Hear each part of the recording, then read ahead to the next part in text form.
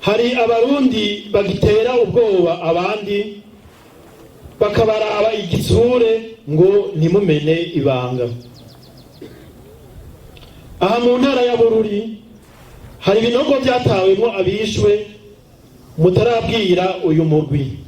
Leta y'u Burundi yaje kubararikira, terera mwese, tanga inkuru, niho inkingi z'amahoro no kunywana mu Burundi zokomera. Imyaka yo guterana ubwoba yararenganye. Abarundi twese dukwiye kuva ibuzimu tukaja ubuntu. Imyaka yo kugayana no kugaya abo dusangiye igihugu yararenganye. Abarundi twese turangana imbere y'amategeko. Twubake amahoro atavangura. Twese twumve kandi dutegere ko igihugu ari ingabire y'Imana, impetso iduhetse twese atawambya wangura. Dukunde igihugu, tugikundishe abana bacu, igihugu n'abakivukamwo. Banyakubahwa mwese mwitavye iki gisabisho. Uyu mugwi severe uri mu bikorwa by'amahoro, uri mu butumwa buhambaye buzokiza igihugu n'abarundi bifuza amahoro. Ubutumwa bwa severe si ubwo kuzura akaboze nk'uko abatari bake bavyibaza.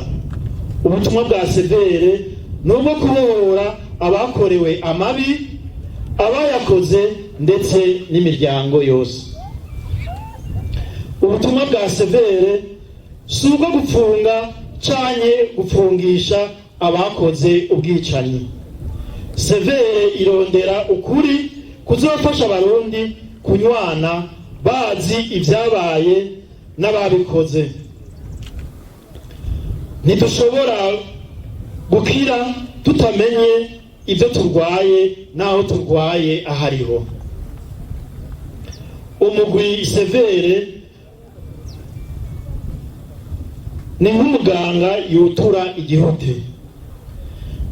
Nta mahoro ashoboka mu gihugu tugendera hejuru y'ibinogo byatawemwo bene wacu, ibinogo byatawemwo inzirakarengane. Nta mahoro ashoboka mu gihugu hakiri ababuze ababo, babujijwe kuririra no kugandarira. Nta mahoro ashoboka mu gihugu hakiri abagendana ubwoba, intuntu n'akabonge batigeze baremururwa.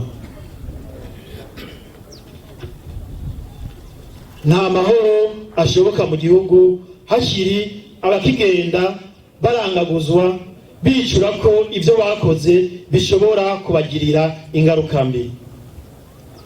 Ntidushobora rero kuba mu gihugu kirimwo amahoro arama mu gihe tutarashobora kumenya neza ibyatumye indyane z'urutavanako zamye zugarije Uburundi, ngo tumenye abaziteye n'ivyo zononye mu gihugu.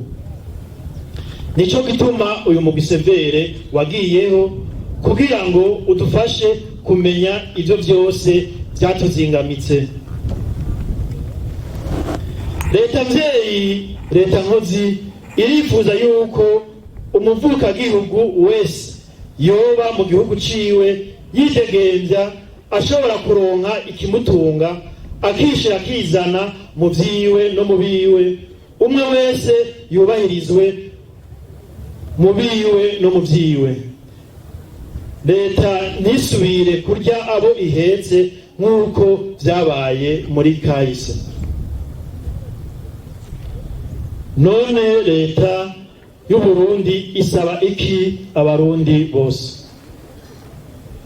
Leta y'u Burundi irabatumiriye rero mwese kuvuga mudahisha ivyabashikiye kugira imenye aho ifatira mu kubafasha. Leta y'u Burundi iragabishije abo bose bashaka kuba intambamyi kuri kino gikorwa c'umugwi severe ko bokwisubirako, bakareka gukinisha amahoro y'igihugu twarose tunyotewe. Amahoro ni agasurusuru gafatanya abavuka gihugu. Iyo rero ako kagozi gacitse karagowe gusubira kunga. Nico gituma abarundi bategerezwa kwiyunga bose bakarwanira amahoro, ubumwe n'iterambere. Uyu mugwi washinzwe n'inzego z'igihugu n'abenegihugu. Umuntu wese yokwiyumvira kuwuhungabanya amenye ko azoba ahungabanije abenegihugu n'inzego z'igihugu. Leta rero ntizomwihanganira. Uyu mugwi washinzwe muri ino misi, umugwi severe uriko ukorera mu ntara ya Bururi. Mu misi iri imbere abagize umugwi bazoja mu zindi ntara. Leta irasavye abarongoye intara n'amakomine ko boshigikira kandi bakubaha ubutumwa bw'uyu murwi. Amakuru severe ikorera ko atangwa n'abenegihugu bava mu bwoko bwose. Ntihagire rero abarongoye intwaro bigira sindabibazwa, kuko amahoro y'igihugu atwega twese.